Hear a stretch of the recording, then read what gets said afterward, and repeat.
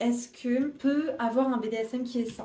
Sur ma vidéo de retour, il y a une inquiétude que beaucoup de personnes ont, de se dire tu peux pas dire dans la même phrase que tu es dans une relation maître-esclave 24 heures sur 24, 7 jours sur 7, ou que tu fais du BDSM, ou que tu es dans le monde kinky, peu importe, et que c'est sain.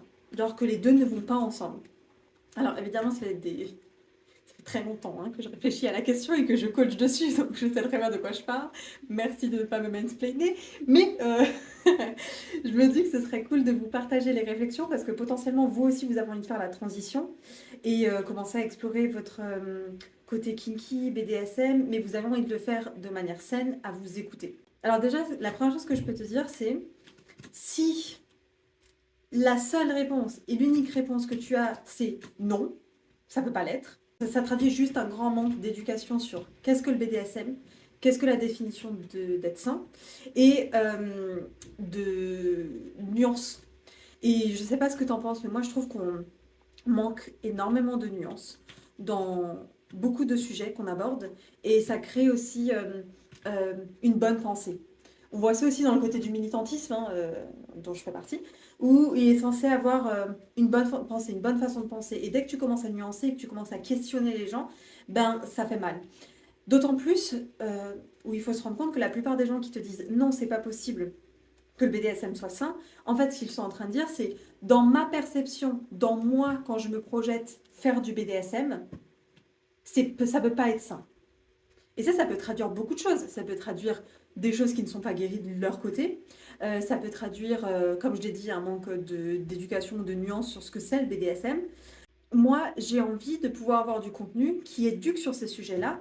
Et une des choses qui manque, à mon avis, c'est de la représentation. En fait, ça me paraît logique que si on n'a pas une représentation de ce que c'est le BDSM, on peut que s'imaginer que ce soit pas sain.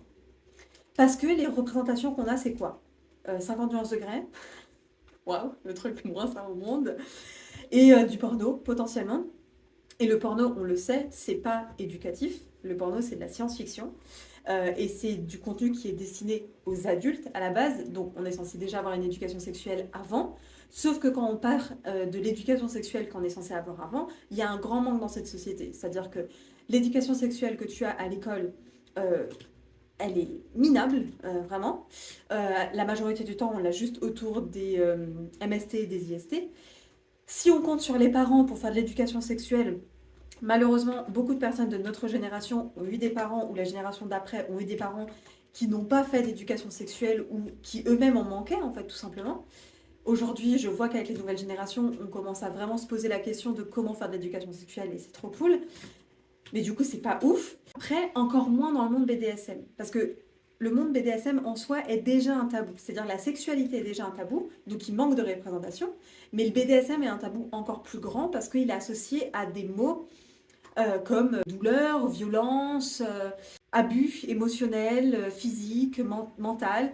Donc évidemment qu'on ne peut pas se dire que c'est sain. Donc, il faut un boulot de représentation, et moi, je peux te le faire, ce boulot de représentation. Et c'est pour ça que j'ai envie de faire ces trucs où on se pose, où tu prends un truc, je sais pas, de quoi manger, et on parle, en fait. Ça va dans plein de directions, ce que je veux dire, parce que je suis dans une conversation, pure et dure. Je t'ai dit, c'est pas écrit, c'est vraiment moi qui vais dans une conversation, c'est presque à un moment donné ce qui pourrait se passer en coaching. D'ailleurs, il se peut que si ça arrive dans la semaine où j'ai des sessions de coaching où je parle de cette notion-là, que je me filme tout simplement, évidemment en demandant le consentement. Et donc, faut quand même se rendre compte que, je suppose en tout cas, que la plupart des gens qui s'inquiètent sur le fait que le BDSM soit sain ou pas, heureusement.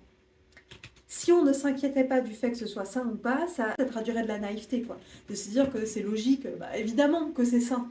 On n'a pas besoin de regarder de ce côté-là, enfin, les gens font ce qu'ils veulent. Donc, encore une fois, on a besoin de nuances. On a besoin de gens qui s'inquiètent sur est-ce que c'est sain ou pas, est-ce qu'il y a des endroits où c'est toxique, on peut utiliser le terme, ou violent carrément. Et en même temps, juste dire bah non, ça peut pas l'être sain, on va dans l'autre extrême. Il n'y a que ces deux extrêmes qui sont possibles. Et moi, j'ai envie de dire, viens, on va nuancer et on va se poser les questions de quand c'est sain, de quand c'est pas sain.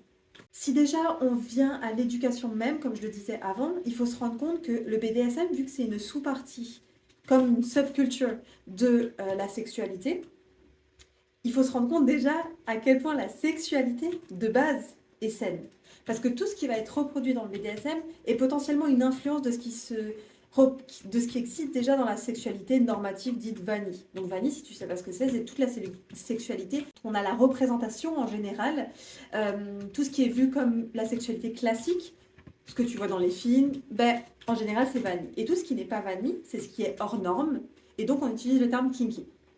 Et là, c'est de se dire qu'en fait, si on regarde la réalité de la sexualité vanille, donc là on est censé avoir le plus de représentation de ce qui est sain finalement, en fait on se met le doigt dans l'œil. Parce que dans la plupart des cas, il y a un gros manque d'éducation rien que sur le consentement. Il y a des échanges de pouvoir qui sont pas explicites et donc qui sont pas sains parce qu'on n'en parle pas. Il y a des biais de pouvoir aussi, des dynamiques comme ça qui ne sont pas... on n'en parle pas en fait. Et donc du coup, c'est logique que de se dire que les gens qui viennent du monde vanille, qui vont faire une transition sur le monde kinky, mais sans passer par une case éducation, vont juste reproduire finalement les mêmes endroits pas sains dans un endroit qui est beaucoup plus intense. Et donc ça va créer de la merde. Et c'est pour ça qu'on se retrouve avec énormément de personnes qui font effectivement du BDSM qui n'est pas sain du tout. Et quand tu as des discussions avec ces personnes-là, tu te rends compte que l'éducation qu'ils ont, c'est juste un copier-coller de ce qu'ils faisaient dans leur vie vanille, et ils l'ont transformé, faire exactement la même chose, mais avec des pratiques beaucoup plus intenses. Et donc les dégâts sont beaucoup plus grands en fait. C'est de se dire...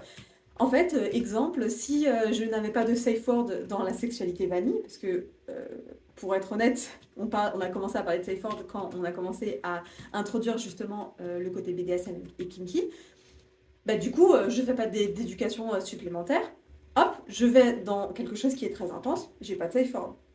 Parce que de toute façon, le consentement, c'était déjà quelque chose de base dont on discutait. Donc, je vais dans le BDSM, je vais pas me poser plus de questions, j'ai juste dit que j'aimais taper des fesses. Bon, moi, je vais taper des fesses de la même façon qu'avant, j'en tapais pas. Et c'est là où le BDSM, il a un avantage de dingue, c'est qu'il est vu comme quelque chose de pas sain. Et donc, vu qu'il est vu comme quelque chose de pas sain, d'intense et de potentiellement violent, il y a beaucoup plus de personnes qui se sont posées pour se dire « Attendez, il faut qu'on mette un cadre sain à ça ». La métaphore dont je parlais dans mes coachings, c'est la métaphore de la boxe, le sport. Quand on fait des combats dans la rue, il n'y a pas de règles. On est là, on se tape dessus, il n'y a pas de règles, et donc c'est évidemment pas sain. C'est en mode, j'ai juste mes nerfs, je les tabasse sur toi, quoi. Point. Et il y a un moment donné, il y a des gens qui se sont dit, attends, j'aime bien taper sur des trucs, mais je veux le faire de manière saine, donc je peux voir que c'est dangereux, je peux me rendre compte qu'effectivement il y a des risques, que ça peut être violent, que ça peut être malsain. Parce que c'est visible, je dois me poser la question de comment rendre ça possible dans un cadre sain et sécuritaire. Et donc est né de ces réflexions-là des sports violents qui, parce qu'ils sont dans un cadre sain et contrôlé, sont possibles. Et on se retrouve avec de la boxe, on se retrouve avec du catch, on se retrouve avec des arts martiaux qui sont littéralement des mouvements violents, mais qui ne le sont pas parce qu'au final, ils sont dans un cadre entre des personnes qui sont consentantes, qui savent à quoi s'attendre. Et c'est exactement la même chose qui se passe avec le BDSM, c'est que on a eu la chance de se dire que potentiellement il y avait un danger ici, et donc on a eu la chance de créer des cadres qui nous permettent d'être en sécurité. Ce qui n'existe pas dans la sexualité vanille, parce que vu que la sexualité vanille est vue comme quelque chose qui n'est pas dangereux, qu'est-ce qui peut se passer de mal? Quelqu'un qui te caresse? Quelqu'un qui t'introduit des choses? Oh, ça va. Non, en fait, ça va pas du tout. Parce que justement, vu que c'est pas explicite, ça peut devenir malsain tellement rapidement. Il peut manquer d'explicité dans la communication, dans les gestes. On peut utiliser ces biais de pouvoir de façon beaucoup plus facile que dans le BDSM.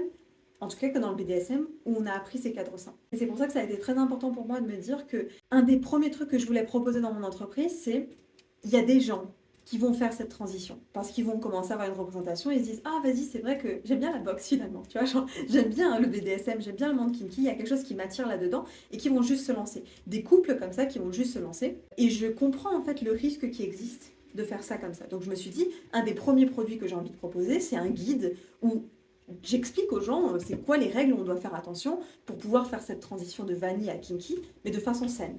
Moi, je me suis rendu compte qu'il y avait 4 étapes qui étaient vraiment importantes, et c'est les 4 étapes que je délivre dans le guide Quickie, ça s'appelle, que tu retrouveras sur mon site. Et ce guide-là, Je l'ai vraiment pensé pour faire en sorte que cette transition, elle soit saine. Et oui, on revient sur des bases, et oui, on doit parler de consentement, et oui, évidemment qu'on doit parler de déconstruction de normes, on doit parler d'aftercare, on doit parler de comment on trouve sa place là-dedans. On doit parler de ces choses-là. Mais si on ne parle pas de ces choses-là, c'est pas sain. Et le nombre de personnes qui ont commencé à faire ce guide et qui se sont rendues compte que finalement, les pratiques BDSM qu'elles ont envie de faire, elles sont beaucoup moins grandes que ce qu'elles pensaient, mais que ça leur permette dans leur sexualité qu'elles avaient déjà, en fait, d'avoir quelque chose de beaucoup plus sain qu'avant, bah, c'est énorme. Et là, moi, j'ai envie aussi de parler de la métaphore du couteau. Pour moi, le BDSM, c'est un couteau. C'est-à-dire qu'avec, on peut soit couper des fruits, des tomates, ou alors tuer quelqu'un. Le BDSM, c'est juste un outil, en fait. C'est un outil d'expression de soi, d'alignement de soi, d'expression de ton désir, de ton plaisir, de tes peurs, de tes limites, de plein de choses, de connexion, de sensualité. Mais si on utilise le couteau pour tuer des gens, c'est malsain. Si on utilise le couteau pour découper des tomates, c'est très sain. Et donc, c'est de ne pas se perdre entre l'objet et l'utilisation de cet objet. Et le BDSM peut être utilisé de façon très malsaine. On peut voir notamment des fake doms, et ça arrive plus que ce qu'on le croit, hein, des fake doms qui sont à la recherche de nouvelles soumises, évidemment, qui mentent sur leur expérience, qui mentent qui manquent d'humilité aussi. Oui, j'ai de l'expérience, t'inquiète pas, non mais on fait comme ça, ah mais ça c'est pas important et tout, et qui se retrouvent à pouvoir utiliser leur pouvoir sur des soumises, souvent des femmes, qui viennent de découvrir la soumission. Et malheureusement, dans la majorité des cas, on se rend compte que ça vient traduire exactement ce qui se passe dans le système, c'est-à-dire que souvent ce sont des fake d'hommes, hommes, cis, hétéros, blancs, qui en fait ont juste une opportunité supplémentaire d'utiliser leur pouvoir et qui l'utilisent. Et dans cette situation-là, moi, ça me paraît logique de me dire, ok, peut-être que ça serait intéressant de faire de l'éducation pour que non seulement on arrête d'accepter ça, mais que eux aussi s'éduquent et qu'ils se rendent compte que c'est pas ok de faire ça. Un point qui va aussi venir quand on parle de est-ce que le BDSM peut être sain, ça va être le fait de définir même ce que veut dire sain.